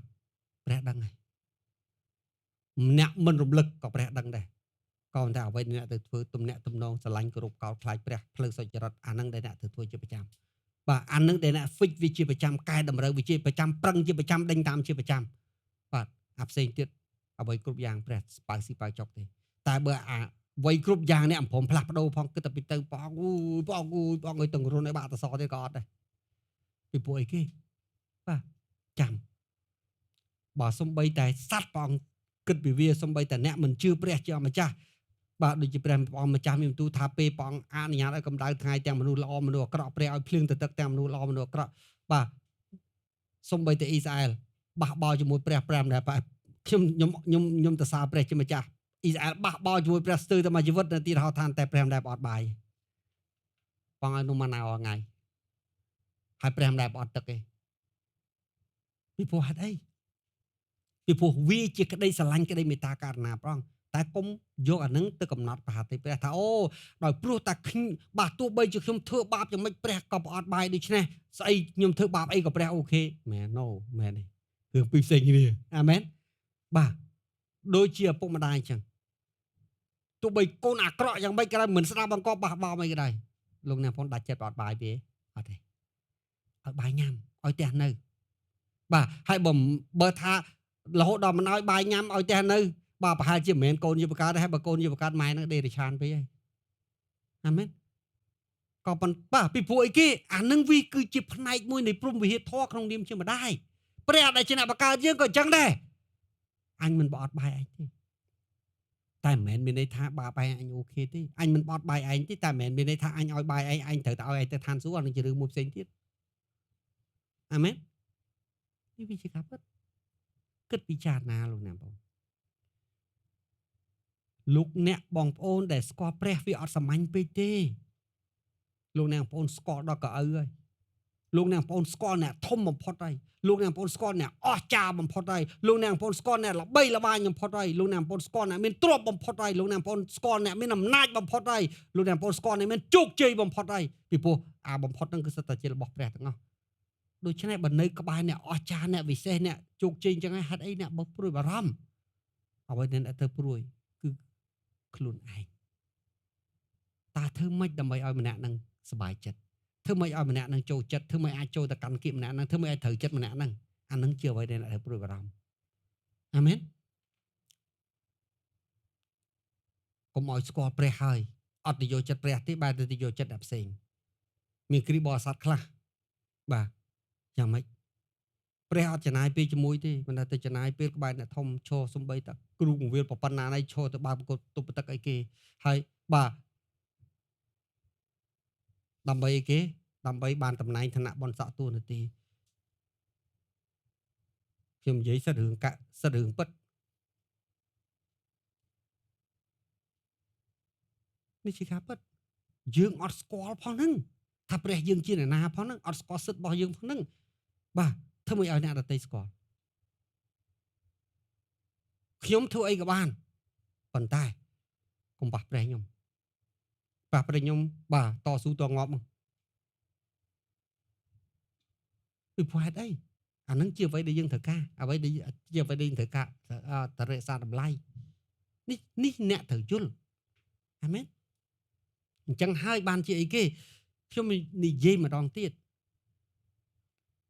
អ្នកស្គាល់ព្រះអ្នកខ្លាយជារាជព្រះអ្នកខ្លាយជាអ្នកបម្រើព្រះអ្នកខ្លាយជាកូនព្រះមិនសាមញ្ញពេកទេនេះជាតំណែងលេខ1នៅលើផែនដីខ្ញុំនិយាយតំណែងលេខ1លើសអ្នកណាទាំងអស់លើផែនដីពីព្រោះតំណែងនេះវាគៀកណាស់អស្ចារ្យណាស់ធំណាស់វិសេសណាស់ប្រសើរណាស់រីករាយនឹងទៅហើយរក្សាវាឲ្យបានទៅអ្វីដែលអ្នកត្រូវការគឺធ្វើម៉េចឲ្យចូលកាន់តែចិត្តបាទរហូតទៅនៅក្នុងបេះដូងរបស់អ្នកហ្នឹងទៅអ្នកនឹងបានអ្វីគ្រប់យ៉ាងអាមែនហើយព្រះស្រួលយកចិត្តណាស់អត់ពិបាកទេបាទស្រួលយកចិត្តជាងពុនយើងទៀតពុនខ្ញុំស្រួលយកចិត្តប៉ុន្តែព្រះស្រួលយកចិត្តជាងខ្ញុំទៀតមែនទេអូននឹងការពិតស្រួលយកចិត្តជាងប្តីយើងទៀតស្រួលយកចិត្តជាងអីគេប៉ាម៉ាក់យើងទៀតស្រួលយកចិត្តជាងអ្នកណាទាំងអស់បាទហើយមិនបាច់ទៅជក់ចេញឯមួយព្រះទេប្រព្រឹត្តហើយកែប្រែទៅតាមស្តង់ដាររបស់ផងព្រះគឺព្រះស្រឡាញ់ឯងអាមែនព្រះស្រឡាញ់ឯងទោះបីអ្នកមិនឃើញមុខព្រះទោះបីអ្នកមិនឮពាក្យអើពីព្រះក៏ប៉ុន្តែអ្នកដឹងថាព្រះស្រឡាញ់អ្នកអាមែននេះជាការពិតដូច្នេះគួរព្រួយបារម្ភទៀតទេបាទបើព្រួយបារម្ភទៀតទៅវិញកុំតន់អត់ទៅផ្ទះហើយកុំតន់ឲ្យញ៉ាំបាយដឹកប្តីប្រពន្ធទៅវាលហើយរកមើលសត្វចាមមួយហើយអង្គុយពិចារណាពីវាទៅឬក៏ទៅក្បែរបឹងឈូកឲ្យពិចារណាពីវាក៏បានបាទហើយបើអត់មានទេទៅពិចារណាត្រីក្នុងផ្ទះខ្ញុំក៏បានដែរច្រើនណាស់បាទហើយអង្គុយពិចារណាពីព្រោះគ្រប់ទាំងអស់សិតតែព្រះជាអ្នកបង្កើតវាអង្គុយពិចារណាត្រេះរិះរហូតដល់ឃើញចម្លើយចាំទៅញ៉ាំបាយអាមែននេះវាជាការពិតកុំរៀនឲ្យនៅដដែលខ្ញុំតោងព្រះជាប់រហូតដល់ថ្ងៃនេះមិនមែនដោយសារគ្រូធំណាទេដោយសារនេះគឺការគិតការពិចារណាការវិភាគការរកហេតុផលខ្ញុំយកអានឹងមកប្រៀបធៀបយ៉ាងไงពីព្រះបាទហើយនៅពេលដែលខ្ញុំវិភាគខ្ញុំតែងតែទាញយកនឹងការអនុវត្តជានិច្ចព្រះខ្ញុំអស្ចារ្យបាទខ្ញុំអស្ចារ្យខ្ញុំពិសេសបាទសពបែបសពយ៉ាងបាទអញ្ចឹងធ្វើឲ្យខ្ញុំកាន់តែស្រឡាញ់ព្រះអង្គកាន់តែបាទចង់រស់នៅថ្វាយព្រះដល់ព្រះម្ចាស់នេះជាការពិតអាមែនបាទនៅពេលដែលអ្នកចូលទៅចិត្តព្រះអ្នកផ្សះផ្សាជាមួយព្រះអ្នកមានទំនាក់ទំនងល្អជាមួយព្រះសូមចងចាំអ្វីគ្រប់យ៉ាងនៅជុំវិញអ្នកនឹងផ្លាស់ប្ដូរទាំងអស់បាទយើងមើលនៅពេលដែលព្រះពលិសរតានឹងសាទេវីសម្រុកនៅក្នុងការអធិដ្ឋានសំបីតែអធិដ្ឋានសម្រាប់ជាតិអ្វីដែលយើងនិយាយប្រកាសគឺព្រះអង្គធ្វើអ្វីដែលយើងប្រកាសព្រះអង្គធ្វើឲ្យយើងខ្ញុំមិនចាំបាច់ទៅសនំពរដល់នាយករដ្ឋមន្ត្រីដែលផ្ទាល់ថាសូមបំបត្តិអំពើពុករលួយខ្ញុំសុខចិត្តតែនិយាយមួយព្រះទុកឲ្យព្រះតែនិយាយមួយនាយករដ្ឋមន្ត្រីអាមែន បាទនៅពេលដែលយើងចង់ឃើញសេដ្ឋកិច្ចរីកចម្រើនខ្ញុំមិនចាំបាច់ទៅណាត់ជួបអាយដាមសុនចន្ទថុលទេបាទខ្ញុំទៅនិយាយជាមួយព្រះចរចាមួយព្រះសុំពីព្រះបាទព្រះអង្គនឹងធ្វើការតាមគ្រប់យន្តការទាំងអស់ហើយស្រុកទេនឹងរីកចម្រើនពីព្រោះហេតុអីពីព្រោះអ្នកដែលខ្ញុំត្រូវនិយាយអ្នកដែលខ្ញុំទៅសុំអ្នកដែលខ្ញុំទៅចរចាវាធំលើសជាងមន្ត្រីទាំងឡាយនៅលើស្រុកខ្មែរសូម្បីតែព្រះមហាក្សត្រខ្មែរអាមែនបាទហើយខ្ញុំដឹងយ៉ាងច្បាស់បាទដែលព្រះតែងតាំងព្រះមហាក្សត្រតែងតាំងប្រមុខរាជរដ្ឋាភិបាលតែងតាំងមន្ត្រីគ្រប់ក្រសួងមន្ទីរបាទដើម្បីឲ្យដឹកនាំប្រជាជាតិនេះព្រះក៏តែងតាំងខ្ញុំឲ្យមើលការខុសត្រូវជាតិសាសន៍នេះដែរបាទគេធ្វើរឿងគេខ្ញុំធ្វើរឿងខ្ញុំបាទអញ្ចឹងអស់លោកបំពេញតួនាទីរបស់ផងពួកគាត់បានយ៉ាងល្អហើយខ្ញុំពេញតួនាទីរបស់ខ្ញុំទៅបាទនៅពេលដែលទាំងពីរនឹងជួបគ្នាព្រះអ្នកធ្វើការជឿព្រះត្រូវស្គាល់វិធីសាស្ត្ររបស់ព្រះស្គាល់ពីរបៀបធ្វើការរបស់ព្រះស្គាល់ពីផ្លូវរបស់ព្រះបាទយើងអាចវាយឈ្នះខ្មាំងសត្រូវរបស់យើងអាមែនសរុបតាចំណាយច្រើនណាស់មួយខែតែនឹងតែរស់ហើយរស់យ៉ាងល្អទៀតពីព្រោះហេតុអីខ្ញុំប្រាប់ព្រះថាព្រះអង្គបើព្រះអង្គផ្គត់ផ្គង់អ្នកតូចអ្នកធំបើព្រះអង្គផ្គត់ផ្គង់ពន្ធកិច្ចធំនៅក្នុងលោកព្រះដដែលដែលផ្គត់ផ្គង់ដែលមើលថែសារខ្មែរបាទបើព្រះផ្គត់ផ្គង់គេមួយចំណាមួយខែរាប់លានដុល្លារព្រះក៏អាចផ្គត់ផ្គង់ខ្ញុំត្រឹមតែក្រោម 10000 សោះហ្នឹងអ្នកជឿបែបណាអ្នករស់បែបហ្នឹងជឿទេព្រះពលិសរាប់តាអត់មានកចង្ហុកទេបាទតែយើងចាយមានថ្ងៃហ្នឹងយើងចាយអស់ថ្ងៃហ្នឹងឯងបាទសាយឡើងយើងសុំព្រះទៀតអត់មានរាប់ពាន់រាប់ម៉ឺនដាក់ក្នុង account នេះបាទហើយអ្នកណាមើលមិនដឹងថាអូសរុបតាប្រហែលជាមានលុយវល់លានណាដាក់ account មែនមានមែនអត់ទេតែនៅនឹងព្រះមិននៅនឹងខ្ញុំទេបាទខ្ញុំសុំព្រះអង្គមកចាយហ្នឹងឯងអស់ខ្ញុំសុំទៀតអស់ខ្ញុំសុំទៀតក៏ប៉ុន្តែយ៉ាងម៉េចដែរក្នុងពេលជាមួយគ្នាខ្ញុំរស់ខ្ញុំដេញតាមខ្ញុំធ្វើតាមមហាតីរបស់ព្រះខ្ញុំកែតម្រូវអ្វីដែលមិនគប់មហាតីរបស់ព្រះបាទអានឹងគឺជារឿងដែលយើងទៅធ្វើដើម្បីឲ្យ financial ឡើងវាបន្តធ្លាក់អាមែនបាទឲ្យ financial ឡើងវាបន្តធ្លាក់លោកអ្នកបងស្អីក៏ដោយកាលណាវាហូរដូចជាឥឡូវឧបមាថាវាមានបំពង់មួយចាស់នៅពេលដែលរបស់មួយហូរកាត់ឆ្លងកាត់ហ្នឹងយូរទៅអាក្អែលយូរទៅវាសឹកកាន់តែតូចទៅយើងត្រូវពេលខ្លះយើងត្រូវឆ្កឹះកំងនឹងចេញជីវិតយើងទំនាក់ទំនងជាមួយព្រះក៏ដូចតែគ្នាដែរអាមែនសូម្បីតែចង្គៀងនៅក្នុងដំណាក់របស់ព្រះក៏នៅមានកថាដាក់កញ្ញោមដែរមែនអត់តម្រូវការឲ្យសង់ឆ្កឹះរហូតបាទដើម្បីរក្សាពលឺវាឲ្យនៅតែភ្លឺជឿព្រះហើយគួរតែរស់នៅក្បាលទូលមេឃជើងទូលដីបាទហើយរស់នៅដោយញញឹមក្នុងគ្រប់ស្ថានភាពញញឹមមិនមែនដោយអំនួតទេតែញញឹមដោយព្រោះស្គាល់ថាខ្លួនឯងជានរណាហើយស្គាល់ថាព្រះជានរណាច្បាស់លាស់អាមែនក្រោកឈរឡើង